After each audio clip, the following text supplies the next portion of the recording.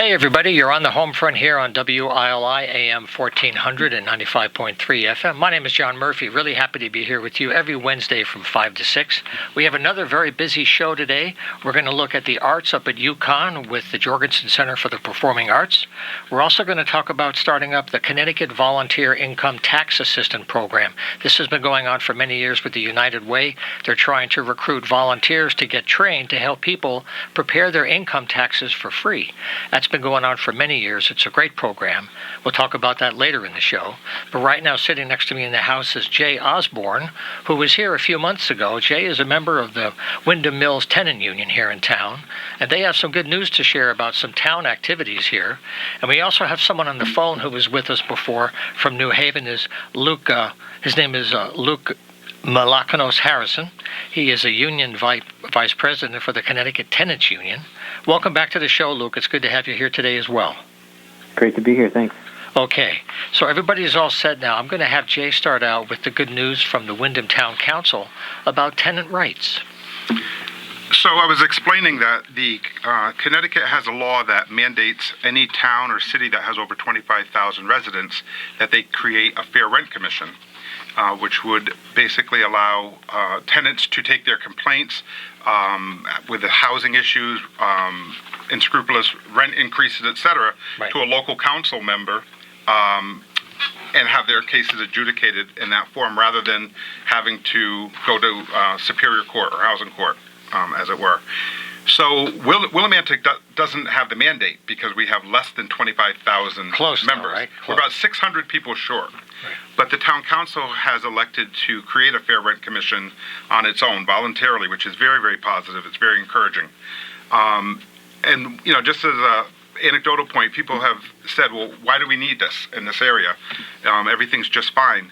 And I'll use myself as an example. I received an offer of a lease renewal just a week ago, and the proposed new lease was $1,400. I currently pay $900 per month for my rent. So they're proposing a $500 per month increase. That would be something that a fair rent commission would likely take up as a case and rule upon whether that is fair or not. It is 50%, so it's worth attention. And it's happening everywhere as well. Now, this is the this is the Windham Mills now. You've been there. Correct. You've been here in town for about 8 years now, right? In Willimantic, correct. Right. Have you heard of other neighbors going through the same kind of sticker shock? Well, that's part of the problem. So many folks have no recourse, they move out. I have never seen such a revolving door anywhere I've ever lived in my life. I lived in New London for 8 years, Washington, D.C. for 4 years, New York City for 10 years, working in affordable housing at that time. Right. And I've never seen such a revolving door. The instability that this is creating for not only our building, but our community is really concerning.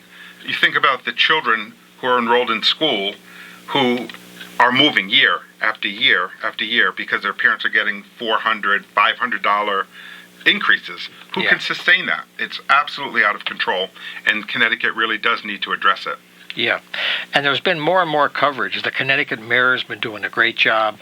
The housing shortage, high demand, prices going up way high. And the other thing that you talked about when you were here in the summer with Luke was ongoing building maintenance. Correct. There are some issues with everyday life that in the middle of all this rental stuff, there's still leaks going on. Correct. Can you talk about that a little bit? As I was coming here, one of my neighbors asked me if the elevator was working, and I live on the first floor, so I don't use the elevator. Right. And I said, "Oh no, is it out?" And she said, "Oh yeah, it's been out all day." An elderly woman, you know, looking now to turn to the stairs.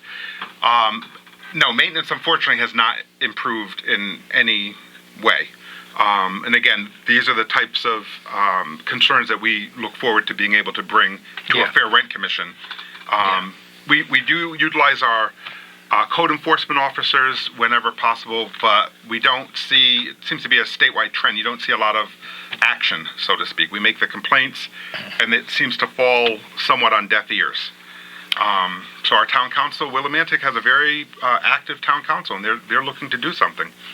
Well, that's good news to share. And I should mention to folks, next week on the program, we're going to have people back on from Putnam at the Cargill housing project. They've had some serious pollution and other problems, and they're going to come back with an update on how they've been struggling with the town and the same idea of code enforcement and how it's not really working as well as it should. And folks just want to fix the system. We have a system, it's just not working well. So let's bring in Luke now, because he's in the phone with us. That's where we're wearing our Captain Video helmets here today. But Luke, thanks again for joining us today. And you wanted to be sure to focus on something new called a just cause eviction. And you're trying to protect people from being thrown out of their places because they're not being bad tenants, but there's an economic thing going on. Yeah, that's right. So this is our priority legislation for this legislative session, which is a short session. It's going to begin on February 7th, run through May. So we'll see what the legislature is willing to do this year, what the Housing Committee is willing to do. But what we're really pushing for is it's actually an expansion of a law that already exists in our state. So for over 40 years, Connecticut has a law on the books that says if you're over the age of 62 or you are disabled, and if you live in a building that's 5 units or more, you can't just be evicted for no reason at any time. You can be evicted for major violations of your lease, if you're harassing your neighbors, or if you stop paying rent. But it's for no, what's called a no fault or a no cause eviction. It's simply the end of your lease, but you haven't done anything wrong. You can't be evicted. And that law was originally passed because those populations are vulnerable. If they are evicted suddenly for no reason, likely to, have a really difficult time recovering from that. And to be suddenly displaced when you're elderly or disabled is traumatic and very difficult. It is. What we've, as you can imagine, right? Now, what we've seen and what we're facing now is such an incredibly tight rental market that law really has got to be expanded, because as Jay was just describing in his own building, it's not just folks in that kind of protected category whose lives are being really upended, who are experiencing constant housing insecurity and transience and displacement from landlords who are using no fault, no justified reason, no accusation being made against the tenant, but yet they're still being taken through a court process and evicted out of their homes. And us as the Connecticut Tenants Union have taken this up as our priority this year because of our experiences where folks who are dealing with issues like Jay's building, neglected maintenance and non-responsive management, no communication, dramatic rent increases all of a sudden, dealing with issues like that, and decide that they want to form a union and become organized as neighbors in order to approach their landlord together and try to negotiate for better housing conditions and fairer rent. Right. What they know is sort of hanging over their head whenever their lease is up, or if they're month to month hanging over their head every single month, is their landlord's ability to, again, evict them without even making an accusation against them, but simply for no fault, no cause, which, as you can imagine, is a huge deterrent to organizing or calling code enforcement or utilizing the Fair Rent Commission when that no-cause eviction can be right around the corner at any time. You sent me some links to recent articles in the Connecticut Mirror, and they've been doing a nice job covering this. And one of them pointed out a strategy that if I was a landlord and I wanted to get rid of you, if I took advantage of the expiration renewal option as opposed to having to go to court and evict you, that's time and money and resources rather than just kind of waiting until the clock runs out. Is that happening more often now? So we are seeing that happen a lot. We're seeing a couple of things. One is, we're seeing landlords not renew leases at all when that first year is up. Often tenants will reach out and say, hey, I'd like to renew my lease, but they won't hear back, and they'll be left in this limbo of being on month to month. Yep. Another thing we're seeing is that some of, especially the bigger landlord companies, are putting a clause in their lease that will say something like, if you don't renew your lease and you go month to month, your rent will go up 20%, 25% automatically. And then yet still not renew people's leases. So they're really in a limbo of all of a sudden it's almost like a sneaky rent increase because it's built into the lease, and if the landlord just doesn't respond to you when you're trying to renew, now you're paying suddenly 25% more, and yet still be stuck in the insecurity of a month-to-month lease. So it really leaves a lot of people in a precarious situation. And again, like you said, when people are in that kind of situation, they're not getting a response by renewing their lease, a lot of people will try to find a different living situation, although it's often a real decrease in people's quality of life. They're doubling up with family or adding roommates or downsizing. More people are sharing space. People's quality of life is going down. But what they're trying to do is avoid an eviction, because once that eviction is on your record, as you can imagine, it becomes even harder to try to find a new place to rent. And so people will go to great lengths to avoid the whole court process of eviction. Yeah. But it's really sad to see how people's quality of housing is decreasing as they're getting squeezed, and more people's paychecks is going to the rent.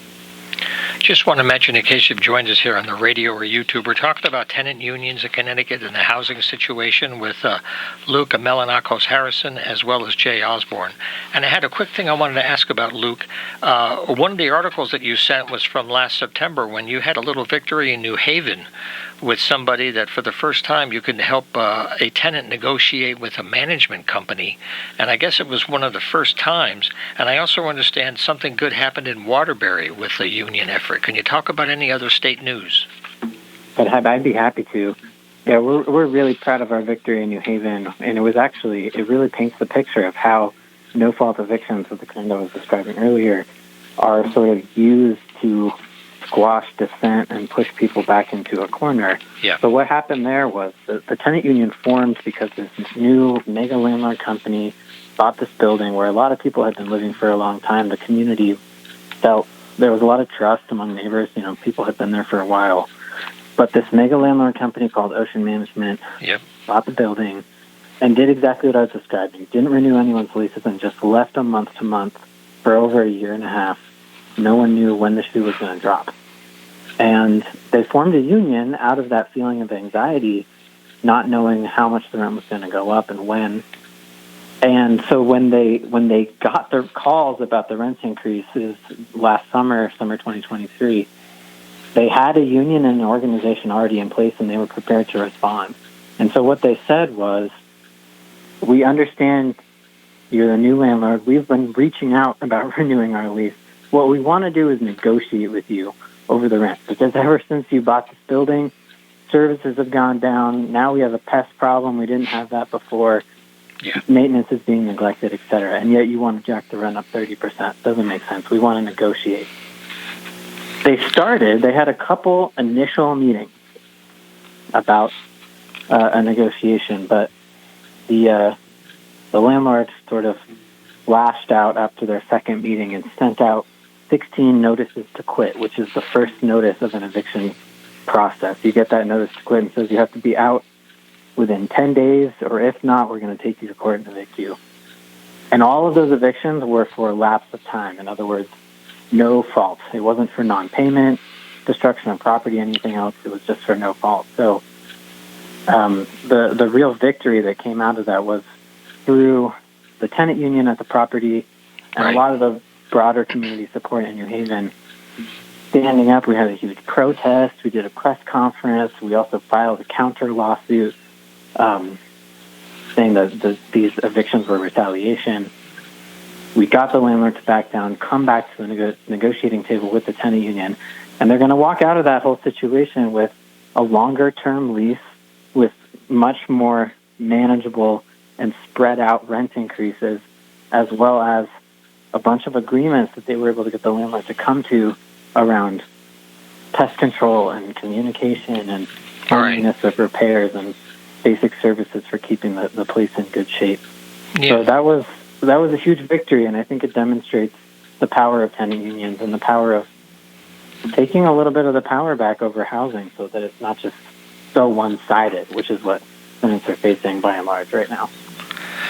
All righty, Luke. This is a good note to end our conversation for this time, though. This is our 5th time we've had people on talking about tenant unions. And again, next week, people are coming in from Putnam. But, Luke, before you head out, you want to give one good website where people can track your work and find out more about other parts of the state and get more information. Absolutely. So our website is cttenantsunion.org. We're also on social media, Facebook, Twitter, and Instagram at CT Tenants Union. And you can also look up our Just Cause campaign. We want to get this law changed so that tenants are protected against no-fault evictions and can't be evicted for no reason. Yeah. And you can look that one up at link.tree/JustCauseCT.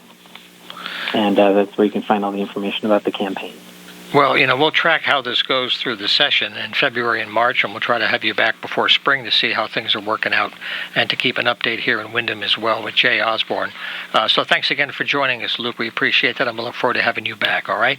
Now, Thanks so much. Now, Jay, your address here locally is windhammillstu@gmail.com if you're in the area and want to learn more. Do you have any last thoughts before we wrap up? I would encourage anybody listening in the area to come out to a tenant council meeting and encourage our tenant council to not waste any time in creating our fair rent commission. Right. It's needed, and we needed it a long time ago, and we're grateful that they're doing it. Sure. Especially since they don't have a mandate to do it. They're doing it because it's the right thing to do, and that's impressive. That's a good note to end on as well. All right, so we'll have you back in the spring. Thanks a lot, Jay. Thank you. Okay, we're taking a short break, and we'll come back looking at arts at UConn and then the Volunteer Income Tax Assistance Program. Stay with us. Okay, we're back on the Homefront today. We're very happy to have you with us. You might be listening to us on the AM live at AM 1400 or maybe 95.3 on the FM. We also videotape all of our shows for YouTube, and they're on the WILI YouTube channel where all of the morning and afternoon shows are online anytime for you to connect to our guests throughout the year on any device. We also give guests links to these so they can share their stories in their own media to help you get the word out. For the third segment of the show today, we're going to take a look at a great program from the United Way. It's the VITA program, Volunteer Income Tax Assistance. Right now, they're looking for training volunteers to help people file later in the year. But right now, we're going to look at the arts at UConn with the director of the Jorgensen Center of the Performing Arts. I've had him on the program before, but it's been a while now, and I'm very happy to have Rodney Rock back in the house. Rodney, welcome back to the studio. Thank you, John. Great to be back with you. So one thing we could do right off the top maybe is, since we're coming into January, the academic year is about to blast off.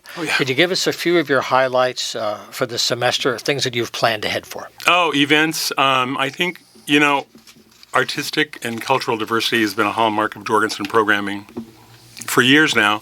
And this season, the spring season of 24, is no different.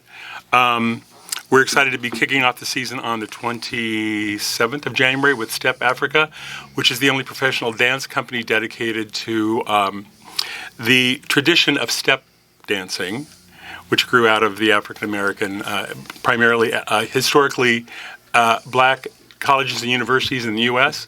in the early 20th century. And there are, if you go back further, there are connections with African Americans back in the 17th, 18th century. Right. But it's a great program. We're going to be doing residency work with students from the National Panhellenic Council on campus. There's also, from what I understand, there is a step group in Norwich and one in Hartford that we'd like to try to hook up with. So, it'll be a great way to kick off the season. And then we've got 15 really great events.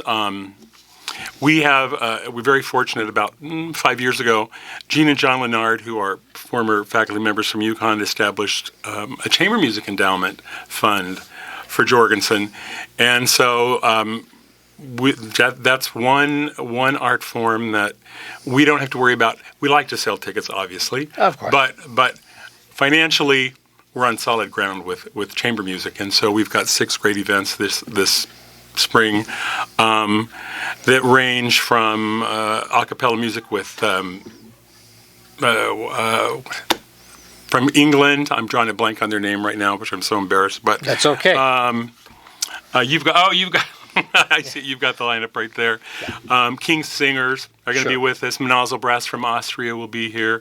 The Takash Quartet will be performing in March with Marc-Andre Hamelin, who's a very famous pianist. Right. We have the Benowitz Quartet from Prague. And then we have Ray Chen, who is a Taiwanese-Australian violinist, award-winning violinist. So it's a great way to kind of keep the season going. Now, Jorgensen has a great website when you can follow all the events throughout the year. But the one thing I wanted to have fun with Rod is 27 years of service to the community. You've seen changes going back to when the industry itself was shifting away from the economics of large orchestra touring. Oh, sure. Changes in the economics of any kind of repertoire. And I wonder, when you look back, how have things shifted around that affect your choices? What's available to you when you throw the sticks up every year, right? You have things that are going to be really great, so you can take a risk here, a little creativity with some stability. That's fun every year, even though you have to toss the sticks. Yeah. Probably the biggest challenge has been, I can still remember when we would program based on series. There was a time, historically, when Jorgensen would present 6 orchestras, 6 dance companies, 6 chamber events, 12 cabaret events, and probably 12 children and family events on Sundays. And primarily the subscription format has kind of moved away. We still offer a subscription option that you can select, kind of pick your own events. That's a very nice kind of a customer-friendly way. It's a nice way to give people a lot of opportunities. But as far as those large orchestral programs or something, it's very hard. Orchestral programs, for example, we can't really even touch some of the orchestras that we used to bring in. There was a time back in the 70s and the 80s when Jorgensen, did a number of national orchestras, like the Boston Symphony performed there, Philadelphia, and New York City. That sort of gave way to more of the European orchestras, and maybe not the first-rung European orchestras, but maybe the second or third-rung orchestras like the Swiss Romande or the Gewandhaus or something like that. And at this point now, that's really not possible to bring those orchestras back anymore. So we're still working. We tend to bring back 1, maybe 2 orchestras, European orchestras, every year. Right. And we're very fortunate we have some very generous patrons who sponsor those events with us. They're very devoted. And they're very devoted. And so it's a great way to keep that programming part of the mix. But in general, we basically try to get a broad range of artistically and culturally diverse programs and put it together and package it in a season. If you want to buy multiple tickets to multiple events, that's wonderful. We love that. But it's a much different animal than it used to be, for sure. And when you look at funding for the arts today, are some of the sources shifting? When you look, you have state support, you have UConn support, but just in general for this kind of performance space, has their revenue pool shifted? Are they looking at more competition for fewer resources? Oh, I would say that's absolutely accurate, yes. Okay. More competition for fewer resources, sure. Yeah. We're still, we have, as I just mentioned, a good group of very generous local folks who are endowed sponsors for several of our events every year. We still may apply periodically for a grant from the New England Foundation for the Arts. Right. But in general, we always look for corporate sponsors as well. And Ruth Bukzimski and DeKalb in stores, for example. Ruth is sponsoring the Sophia Symphony, which performs on February 12th. But those are few and far between. We are really left to our own devices to try to sell the right number of tickets. And as you kind of referenced this earlier, you can kind of take some risk on some events. Other events are more of a sure bet. And then hopefully, if you play your cards right by the end of the season, it washes out, and we're still standing. You're still standing, and every once in a while, a sunshine comes along called Samara Joy. Yes. Oh, my gosh. I was there that night. You were just floating. Oh, you were floating that night. We found Samara Joy on TikTok. Really? And TikTok? Whoa. And Okay. I think anyone who has sort of, any sort of memory or relationship to jazz music, some of the great jazz singers of the past, when they heard her sing, it was phenomenal. So I booked Samara Joy. She was just at Jorgensen last fall. That's right. That was the second time. We had her a year ago. That was my first time. And I feel like I'm the luckiest dog Her in the world. first record had just come out. It had first come out, and she had been nominated for 2 Grammy Awards. Yeah. She announced that from stage on her first appearance in November of 22, and I was just like, I can't buy this kind of stuff. It just happens. And then we had her back again this November, and I would love to bring her back. I'd love to do her holiday show. She's got a great holiday show. I don't know if you were able to see the lighting of the National Christmas tree in D.C. No, I didn't. Samir Joy sang on that program with her dad, who's a gifted singer himself in his own right. So Samira will be coming back, but I said the first time I heard Samira Joy, I was like, oh my God, this is going to be the next Ella Fitzgerald or something like that. Maybe a Sarah Vaughan. Sarah Vaughan. Well, she's won the Sarah Vaughan competition, but I said this young lady's destined for greatness, and I remember mentioning that to one of the agents that I work in New York City, and he was like, "What? Are you kidding?" And I was like, "Have you heard her?" And he goes, "Well, no." And I went, "Talk to me after you hear her." He saw her in New York City and called me the next day and said, "You're absolutely right. This lady's going to be big." So she's got a voice that'll stop you. Oh my gosh, yeah, phenomenal. So here's a hokey question now. I have to go back now because I like people who have had a lot of time, a lot of commitment over the years. What do you think some of the biggest changes you may have noticed over the audience, the mix of people coming in? Anything in particular, when you look backward, or any particular changes in tastes?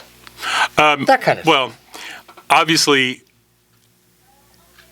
our older audience, which used to support the chamber events, the orchestral events, that audience has, by and large, declined kind of significantly. Sure. And seems to be a trend now for maybe some younger folks to come to those kind of concerts, to those classical concerts. I think, I guess the one thing that we noticed at Jorgensen the most is there was a time historically when there was like a core audience for Jorgensen, and you knew all of those folks in that core audience. Kind of cousins. Exactly. And these days, we don't have really a core audience anymore. We try to appeal to multiple audiences. So I'm always out in the lobby talking with people when they're coming in, and I'm always amazed at how few people I really know. There are lots of new people coming all the time, and I think that that's one of the biggest changes that I've noticed. We still have a devoted group of local patrons. We have a group called the Jorgensen Co-Stars, and they help fund special projects for us throughout the year. And obviously those folks we know very, very well, but I'm always surprised at how many new folks are coming in, and we try to figure out ways that we can kind of engage those folks in kind of a deeper way at Jorgensen. But that would be a big task, because we have multiple audiences like that, folks that you don't really know anymore. So that's one of the challenges I think that we face. I was happy to hear that you notice sometimes younger audiences are trying to discover this music, because it's like hundreds of years, and you wonder, talk about golden oldies. Yeah. Younger audiences today are kind of discovering music from just 4 or 5 decades ago, and it's a fresh discovery because they didn't hear it on the radio much, but maybe through the internet or somehow they're hearing this music. But when you go into the traditions you're talking about, it's a cultural journey. It's hundreds of years, and like trying to discover what made that last when you don't hear it on the radio much. Yeah, not much anymore. So that's the challenge. So I guess it's got to make you feel good when you see young people coming in, at least to find out. Yeah, it does.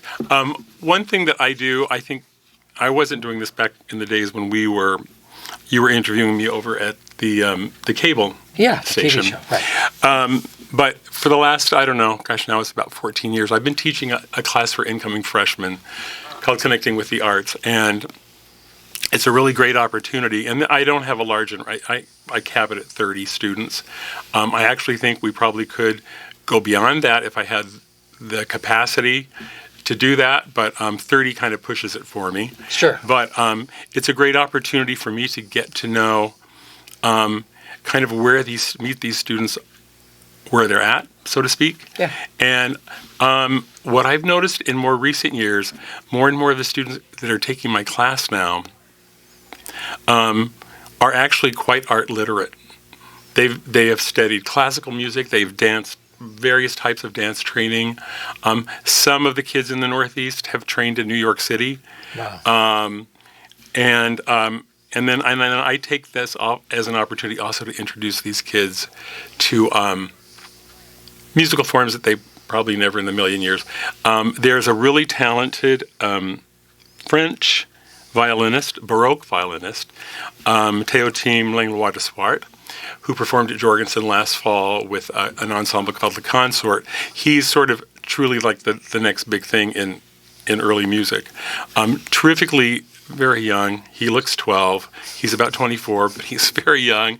But he came to my FYE class and gave a presentation on Baroque music and the violin that he plays, and the difference between his violin and a modern violin. And I was really happy because so many of the kids were very engaged in that presentation particularly, and ended up coming to the concert. I can't force them to come to concerts, or I choose not to force them to come to concerts. But I was really impressed with the number of kids that showed up for that, because that was a real stretch. I think that early music and Baroque music tends to be sort of a chamber musicians music. It's kind of serious stuff, and very foreign to like modern ears in many ways. So, and maybe you get to more hear the parts in detail too, right? As opposed to the larger orchestration, you can really hear the individual. Right, and he's so close to the age of these students. Anyway, yeah. And that was the key to it, I think, is they felt like they were being talked. They were just having a conversation with a friend. Yeah. Well, some of those old violins, those trees don't exist anymore. No, that's right. They don't exist anymore. That's right. That's why they're worth millions. Ray Chen's going to be performing at Jorgensen on April 15th, I think, and he's going to be playing a 1750. He's going to be playing the 1715. It's called the Joachim Stradivarius, and it was wow.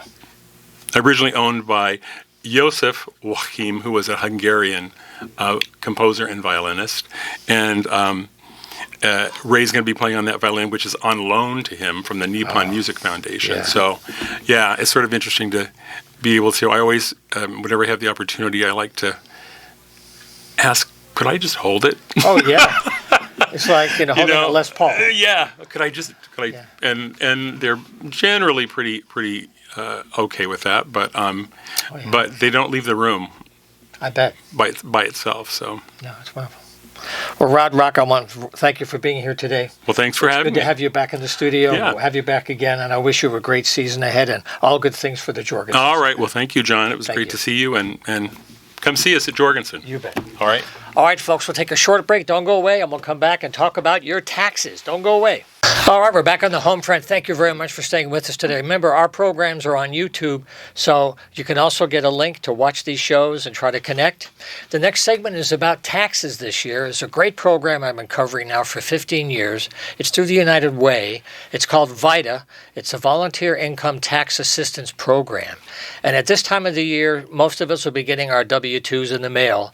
And right now, what this program is doing is they're looking for volunteers to get trained to help you work on your taxes. We have two people here to talk about the program and how it helps you prepare and how to learn. First of all, to my far right, I'm very happy to have her name is Taniqua Hughley. She's the Director of Economic Mobility at the United Way of Central and Northeastern Connecticut. And next to me is Laura O'Keefe, and she's the Director of the Financial Opportunity Center at the Village for Families and Children. So welcome to the studio, both of you. Thanks for being here today. Thank you for having us. So I've kind of given the overall idea of what the program is about, but can you talk about your goals and what you're trying to do compared to how things went last year and your plans for this year? Yeah, so VITA is such a critical service. Certainly, it is a time of year when most of the families we serve, our income guideline is up to $64,000 for a household. And so most of our families, when you really come down to it, are somewhere around the $25,000 a year mark for a family. So I'm just going to let that sink in for just a second. Is that for any size family? Yeah. Or a family of one? It's any size family. It's it's the household income. There you go. But many of our families are struggling financially, and so tax time is really the time of year when a lot of these families have access to a refund, right? They're eligible for potentially earned income tax credit, maybe some child tax credits, maybe education credits, and some other things that our families would be eligible for. And this is the time of year that we like to capitalize and not just think about just this moment of tax preparation services, but also sort of a broader look at people's overall financial stability. So many people are facing poverty. There's a lot of things going on with inflation, a lot of stress right now. Groceries are more, gas is more, lots of things are more.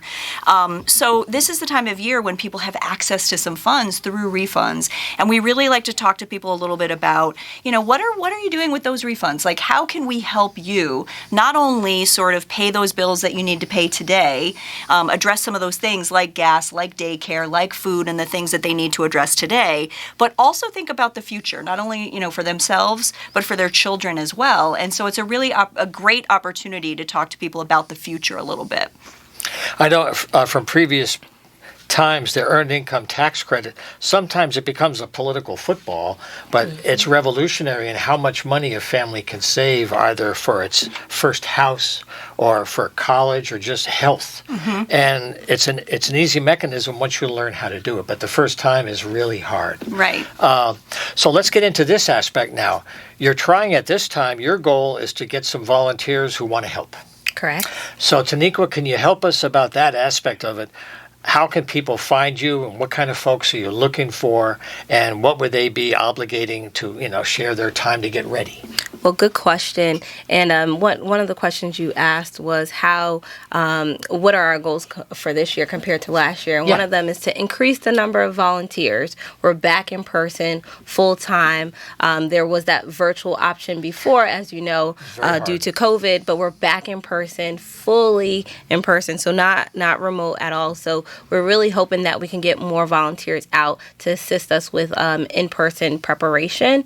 And if you are interested in being a VITA volunteer, we ask that you visit us on our website, the United Way website, unitedwayinc.org/volunteer. You can also reach out to us on social media.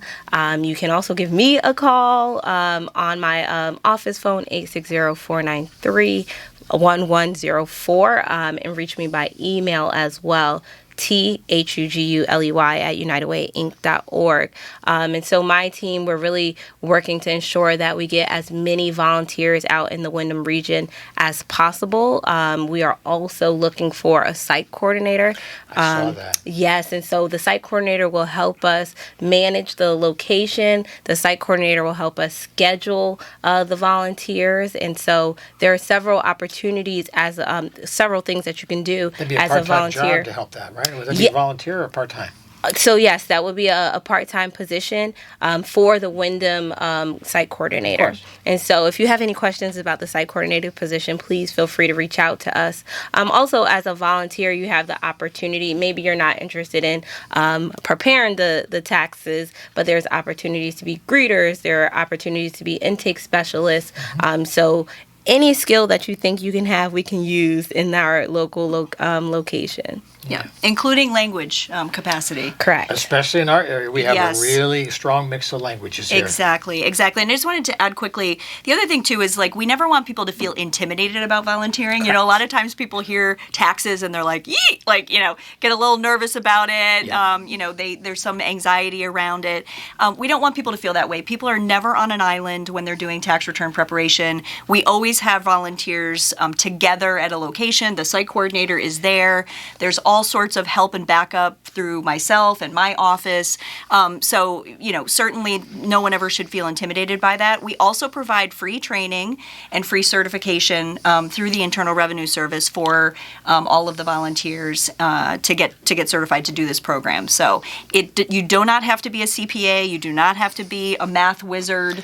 Any of those things. I was not a math wizard or a CPA when I started doing this program more than 20 years ago. 20. Yes, I've been doing it for a long time.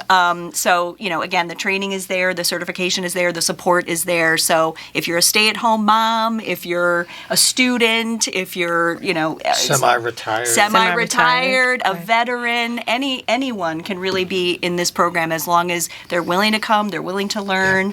Yep. And then you may ask, well, how much time do I have to commit as a volunteer, right? And so we're just asking for at least, at minimum, one session for about 4 hours a week. But we have folks who volunteer every day. We have some folks who may volunteer for 2 times or 3 times a week. So we really work with you based on your schedule.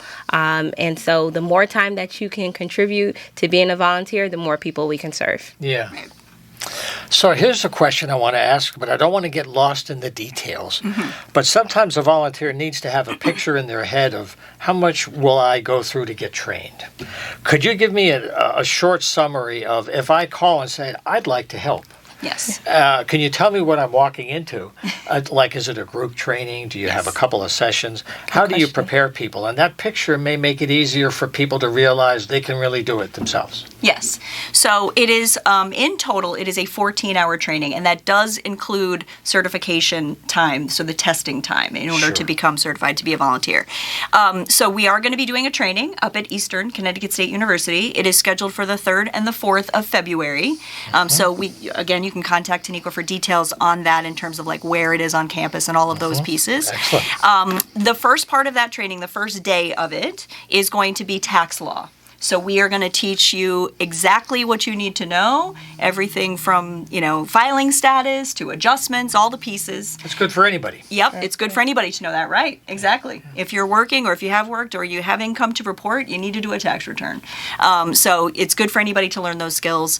And then the second day is really getting into the software. So we do a demonstration of the software because if you've ever used, TurboTax or any of the other systems that are out there, our system is called TaxSlayer, and it's very similar to those systems. So it's, at the end of the day, it's sort of data entry.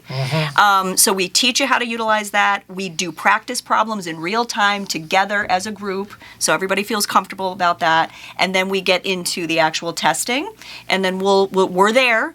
The instructors are there during that period of time. And guess what? It is open book, because we'll never expect anyone to be at a tax center and not have the resources, right? Tax law is immense. You're never going to remember every single thing. Or you never know if someone's going to ask you a question that you never thought of in 10 years. Exactly. Yeah. So that's the point. Where the resources and the support structures are always there, even in training. Yeah. Yep. So how is our region doing compared to the state overall? A little friendly competition. This is a quiet corner. I know in the arts community for a couple of years they were saying this area was too quiet. There were not as many arts applications coming in. Now they're coming in. There's much more activity. How are we doing in this area compared to last year, other parts of the state? There's much less of us. We're spread out farther. Not a lot of mass transit. So that must impact a little bit. Certainly, and there is a need in this region for sure for this service, so we do want to make sure that we are making it available. As Taniqua had mentioned earlier, we are building back from COVID, so we started off a little bit smaller right after COVID because, again, there was just a lot of restrictions in space and things like that. But we're building back, and obviously the more help that we have, the more volunteers that we have, the more we can do. So really, that's the key element there. As compared to last year, I think we did roughly about 200 tax returns up here, which is not too bad. No. Not too bad at all. So we're just trying to grow that because we know that there's more than 200 people in this region that could utilize this service. So. This region's growing, actually. Yeah. And then overall, between the central and northeastern part of the state, we were able to provide this tax service to about 13,500 taxpayers, bringing in a total of about $20 million in refunds. So really making an impact on our economy. Congratulations. That's a bright light all over the town. Yes, well, because those are reinvested into these communities, right? Where people live, work, and worship. So it's really important. Gas stations benefit from that, grocery stores, daycare centers. So we really want to make sure that people have access to the things that they're eligible for. Well, do you have a site in mind yet, or are you still looking for the best home at Eastern, somewhere on the campus? So no, that's where that's training. That's where the training will be. Yeah. But the actual location that we're working with and have worked with for several years now is Wyndham Heights. They have a community center there. They do. Yep. Excellent. So what we should do is ask you, when should we have folks back when you're ready for people to start filing? I'm not sure. You have training in February. So we figure maybe late March. Would it be a good time for us to come back and bring in different groups? Yeah, probably the beginning of March, Yeah. end of February, somewhere in there, I would say. Yeah, exactly. So toward the end of February, beginning of March, we'll definitely have that information. Okay, so we'll stay in touch for that as well. I thank you for coming by today to help us get started. I want to thank you for the good work you're doing for our community. I wish you a great tax season. It's kind of strange to say I wish you a good tax season, but you're doing good work, and I hope it keeps going for you. Thank you so much. Thank you so very much for Taniqua and Laura. Okay, well, our time is flying by on the Homefront every week. Thanks for sharing some of yours with us. We'll see you next time. Until then, keep the faith.